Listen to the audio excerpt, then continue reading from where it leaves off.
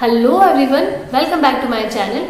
अगर ब्रेकफास्ट की बात करें तो पोहे, उपमा और पराठे ये सभी बोरिंग से लगते हैं। ऐसा हम नहीं, आजकल के बच्चे कहते हैं। और आजकल के बच्चों की पहली पसंद है जंक फूड। ये जंक फूड टेस्टी होता है, लेकिन टेंशन की बात ये है कि ये सिर्फ टेस्टी होता है और बच्चों की हेल्थ के लिए नुकसान भी करता है। और रोज रोज जंक फूड जैसी चीजें बच्चों के लिए अच्छी भी नहीं होती है।